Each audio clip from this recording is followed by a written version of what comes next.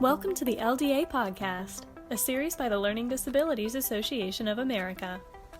Our podcast is dedicated to exploring topics of interest to educators, individuals with learning disabilities, parents, and professionals to work towards our goal of creating a more equitable world. Welcome, everyone, to the LDA Podcast. I'm here today with Kelly Haggerty. She's the president of LDA Montana and the founder of Dyslexia Screening and Tutoring Services. Thank you, Kelly, so much for being here today. Thank you for having me. So Kelly, just to dive right in, could you give us a little bit of a background about yourself? Yes, I am a dyslexia specialist, and I've been screening / testing kids or children, adults for dyslexia for over a decade. So 15 years I've been doing this. And I got into this business of dyslexia, let's call it, because I have 2 out of 3 children of my own, and my husband are dyslexic. So once my children started, my son started struggling with something that it was unidentified, and no one really knew why this smart child was not at the top of the class. And so I started doing some research and discovered that he is dyslexic. And then my youngest one was, and my husband, because it's definitely hereditary. First question here, what are the signs of a learning disability that teachers should be looking for in their students? I know you work mostly with dyslexia. Absolutely. I think that teachers really need to be aware that children, for the most part, they're there because they really want to learn. So if you're seeing someone that's acting out, a child that's acting out, and it's like, what's going on? Sometimes they can be trying to get out of something that's very difficult. You also can be looking for a child that is trying to just kind of stay under the desk, or don't call on me, the extremely quiet child. Sometimes they'll try to get out of class. So again, act out and that kind of thing. So I think you should be looking for that. Also, if they're not performing to the ability that you think, and then I think you should look at that and go, all right, what's going on, and what areas are those difficulties occurring in? Definitely. So it sounds like looking at the reasons behind the behavior, not necessarily just what the behavior itself is. Exactly. And there are specifics as to things to be looking for, especially with dyslexia. If a child can verbally give you the answers to questions, and have a vocabulary for it, and go, oh yeah, I know all about that. But then when it comes to putting those answers down on paper, there's a disconnect, and that's a huge thing to be looking for. Absolutely. So if you're an educator who's noticing some of these signs, what should your first steps be? I think most teachers that are in the classroom, they have steps that they are supposed to follow. Their principals have told them, and they go right through those steps. The schools obviously have a way that they know that you're supposed to bring that to the principal's attention. And so they have their steps to go, okay, yeah, there's a disconnect. I think we should have them tested for a learning disability.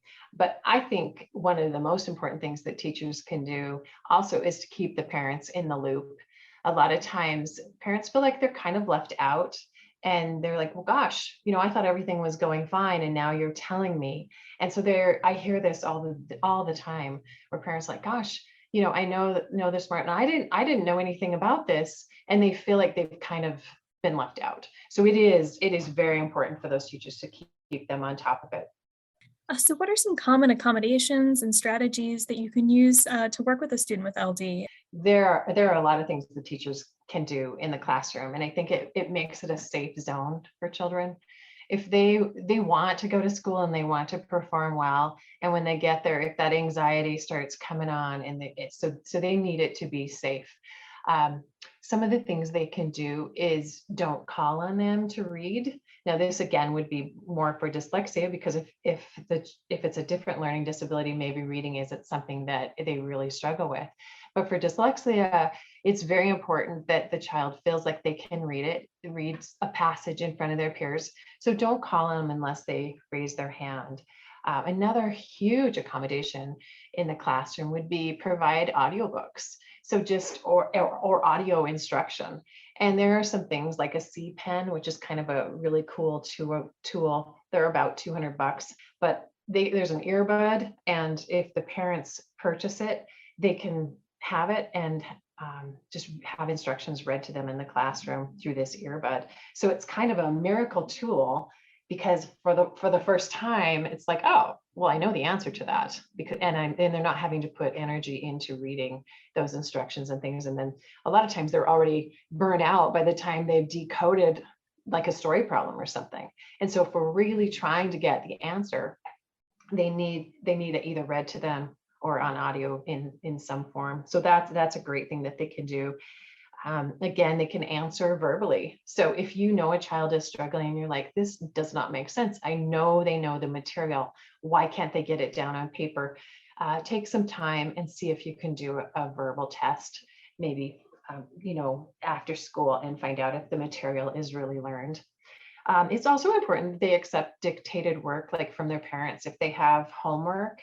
And you just know that they've worked, a dyslexic child's worked 3 or 4 times harder all day long trying to keep up. And I'm sure that's how it is for other learning disabilities also. So our job as a parent is to make sure that they're not spending all of their time doing homework after school. So it's very important that teachers accept dictated work and say, okay, what, and then the parent can just write out that answer for them. I think it's also important that reduced assignments, if it doesn't, more, especially in math, isn't necessarily better. If you have 2 problems that are the same, it's very important that it's just like, okay, just have them do one, because they will, a homework assignment that might take someone without a learning disability 10 minutes could take up to an hour, depending on what it is. So I think that's really important. One accommodation also that I love, and I think is mainly for a little bit older, like 3rd and 4th grade, is provide notes. Sometimes that disconnect between trying to get, kids that are dyslexic struggle with spelling. So if they're trying to copy off the board, it's like, I don't necessarily know how to spell that word. And also if they're struggling with reading, so they're taking that letter by letter off the chalkboard, or off, I guess it's just off the whiteboard. So it's important that if they can listen to the lecture, that auditory memory a lot of times is just a gift. But if they're trying to take notes, they've lost it. So it's important, just push print if you can do that, or have a student give them their notes. And that should be for anybody in the classroom. It doesn't necessarily for those that have learning disabilities. It's a great thing. If you have an auditory memory for what the teacher is saying, and you can pass that test 90% already, heck, why not go for it that way? So I think those are some of the main ones. There are a lot of accommodations, like preferential seating, those kind of things. Don't keep them in for recess to do work. They need to go outside and play and be social and be around their friends. We definitely need to have them reevaluate, because someone that's in kindergarten or 1st grade, they're obviously not taking notes yet. So when we evaluate a child for dyslexia, I give them all of the accommodations through high school. And so I tell parents, you're not going to need all of these, pick the top ones. And it's a living, breathing document, especially if they have a 504 plan through this school. So it's like, go in, get evaluated, say, yep, we need this one this year, we don't need this one. And our goal is to get rid of those accommodations. And so that child is immersed in the classroom and doesn't really need them. But once they get into high school, it can be something like, yeah, don't make them take foreign language. It can be more time on the ACT only. So if they're down to just those type of accommodations at that point, that's great. Our screening tests that we run are good for college also. The colleges around here, they send those students to us from the Disability Services Office, and they need it identified what the learning disability is, and then they can provide those students to take their tests down at the Learning Disabilities Office, so they get more time on tests. That's a great accommodation that I forgot to mention earlier, is just give the students more time. If everyone's looking at them going, okay, I'm done, well, those peers, then there's that stress and that anxiety that starts to come. And so let them do the testing in a private setting, let them have more time, have them come after school or before school when everyone else maybe doesn't even know. But the college accommodations, they will provide audiobooks once a college student has purchased books, and they have proof with a receipt, then they have all of the capability to go ahead and provide the audiobooks on any device that they want. And that's a huge, huge thing for a college student. The blue book test, if they have to do big, huge writing paragraphs or pages, they can talk that into a recording device. So all of the kind of technology, it's a great time to have a learning disability because there are so many devices out there that can make it better. All of the word processing that wasn't around years ago, everybody's using it. But that sort of leads into my next question, which is how do you go about finding what works for a student with LD? What's your process for sort of measuring what's effective and what maybe they don't need? Yeah, well, specifically again to dyslexia, when a parent or an adult, it can be them too, when they call, we spend time with them on the phone. We spend, at least 20 minutes with them, looking through warning signs, making sure that this isn't something else. We don't move forward unless we're 95% sure that we're dealing with someone that is dyslexic. I send them to a neuropsychologist, or I will be really honest and say, yeah, this doesn't look like what I'm used to dealing with. So that's the main thing. And then we just give them suggestions. It's do you want to go forward with this screening test? And if we do, we're going to run 10 to 12 different tests to prove dyslexia. And you can't prove it with just one test. You need them all to kind of go, okay, this proves it, this proves it, this proves it. So there's no denying it. And then we'll discover the severity level of dyslexia. We also look for something called dysgraphia, which is a handwriting issue that can go right along with dyslexia 70% of the time. So I'm looking for that. I'm checking to see if that is going on also. Many times we've got, and I'm not a doctor, so ADD is not my specialty, ADHD, but we definitely see that 40% of the time too. And parents can be very concerned whether their child, whether that's all that's going on, because a lot of times they're kind of led into that area, which is perfectly fine. But in my opinion, a lot of times the anxiety of having a learning disability is so great for these kids who just like, what's wrong? Why am I not getting this? And so there's a stress level. And I'm seeing more and more younger children, like kindergarten, first graders, that the parents are catching that there's something going on earlier. And that's fantastic because the child is already anxious. They're already thinking, gosh, we need to medicate. And it's like, let's get this under control and let them know that a program is actually going to work and that they don't need to be struggling with that and feeling so stressed out about it. And then let's see what else is going on and whether you need to move forward with that. Right. So it sounds like a huge partnership between teachers and parents and just having that constant communication. It really is. When they come in for an evaluation, then they have to decide whether or not, all right, so do you want to move forward with that test? It's about a 15-page report. We'll give them recommendations and accommodations. We'll find out if they're ready for an Orton-Gillingham program. Excuse me. We use a program called the Barton system. That's the one that is going to be used around here the most. There are other great OG programs out there. We just don't have them around here. So we're going to lead them in the right direction. If they want to go with the testing, they can. But otherwise, we're going to have our tutors. They can go into tutoring without doing the testing also. We would still do a free screening. We have to make sure that they're ready for the program that we have. And everybody starts at the same level. And I have children where they go really fast through the first part, which is just connecting phoneme. And for those listeners, phoneme is different than phonics. And that was something when I first got into this, I did not understand. And phoneme is just sounds, manipulating sounds with your eyes closed. So being able to take a sound out and put another sound in and then make a different word. And most dyslexic children don't understand the phoneme. There's a disconnect with the phoneme. So they think cat is one sound versus three sounds. And that's really important. So we have to make that connection. And it's kind of like math. If you don't understand, if there's that base layer that there's a disconnect, you can't move on to the next. And a lot of times, I think it's really important also that teachers in the school classroom, if they can figure out what sounds and letter names those children are missing and use like a sound page and have their own individual sound page at their desk, it will take some time on their own to check all of the letters of the alphabet. But guaranteed there's going to be some, now again, this is with dyslexia, there's going to be some GJ confusion. They're going to be confused about the letter C and the sounds of the C, CKK.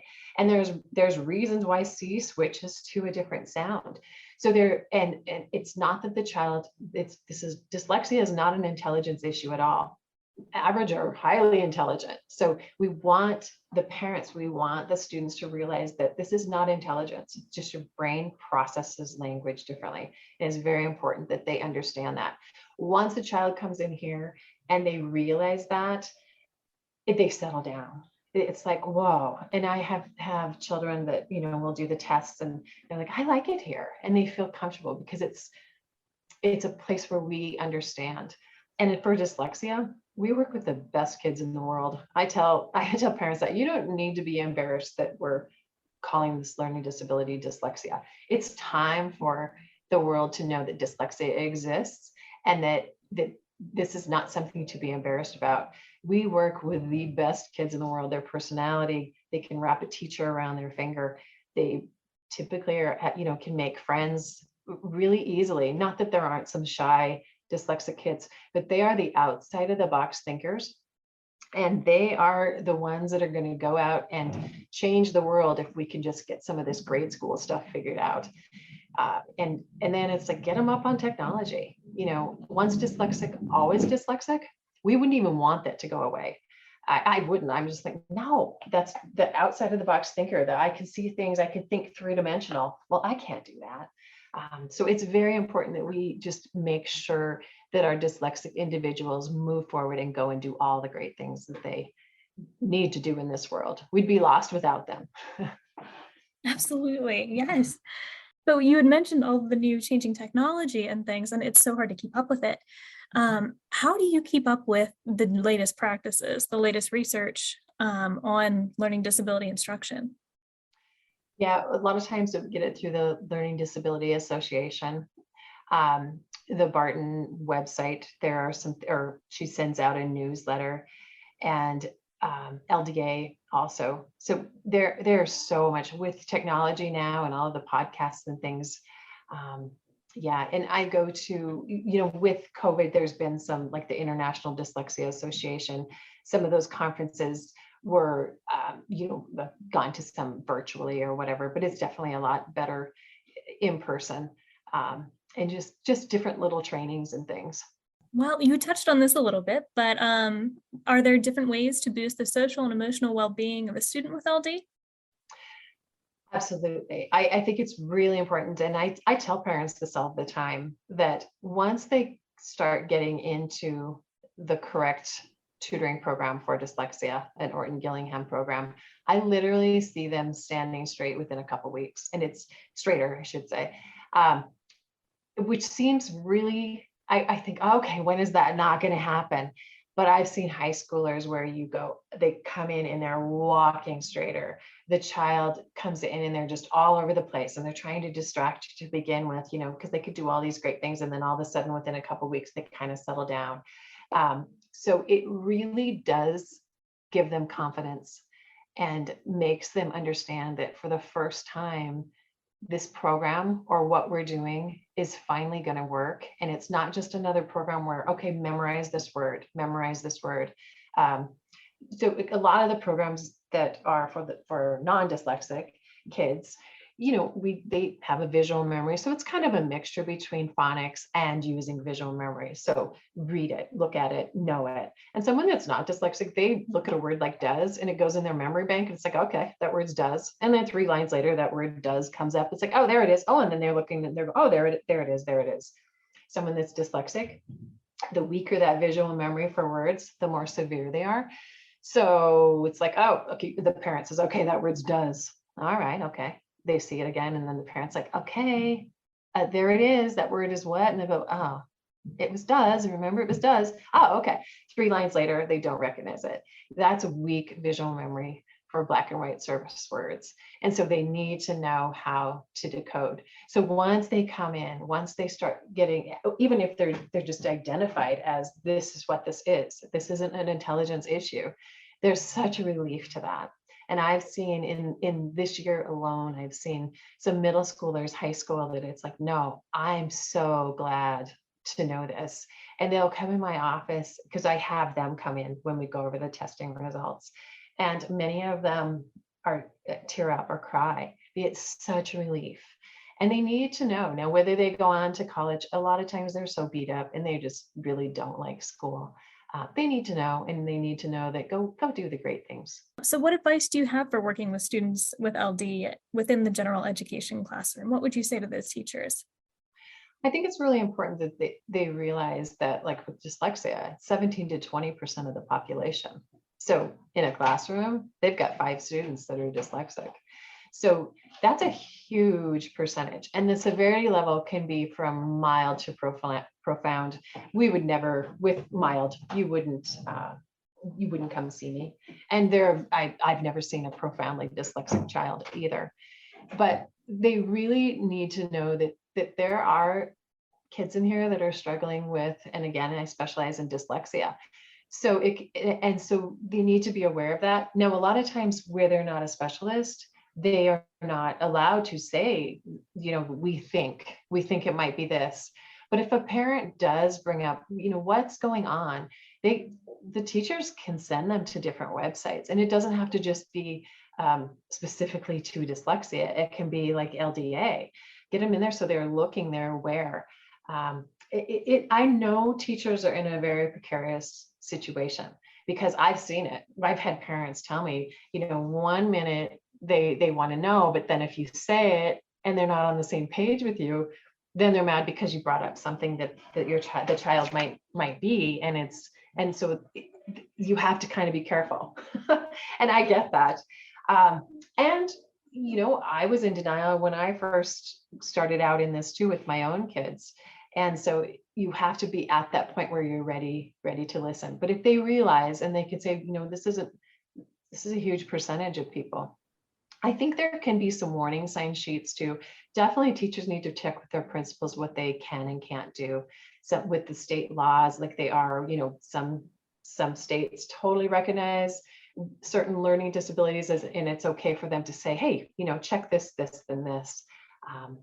But I do think a lot of times they need to make sure that the child is at least possibly of getting tested through the school and see what the discrepancies are in their learning ability between what their IQ is and how they're actually performing. And then I think it's important that it's identified what specific learning disability they're talking about. Definitely. Yeah. Specific terms are really helpful with that. Definitely. Yeah. So I just have one last question for you. And again, you touched on this a little bit, but what are some good resources that educators can look for to get more knowledgeable about helping students with LD? I think there are more and more websites to go to. Like for me, it's always been, things like an International Dyslexia Association. I'm new to LDA, and the podcasts and everything that's available there, that's huge. There are also many, many books. Overcoming Dyslexia by Sally Shaywitz. That one's been around for a very long time. And I would recommend if a parent is looking at dyslexia, that is a good one to start. Well, thank you so much for talking with us today. We're so happy to have your expertise on this topic. Thank you very much for inviting me. And I hope that this is helpful for all the parents and educators that might be listening.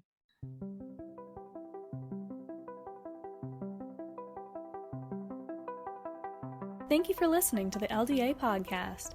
To learn more about LDA and to get valuable resources and support, visit ldaamerica.org.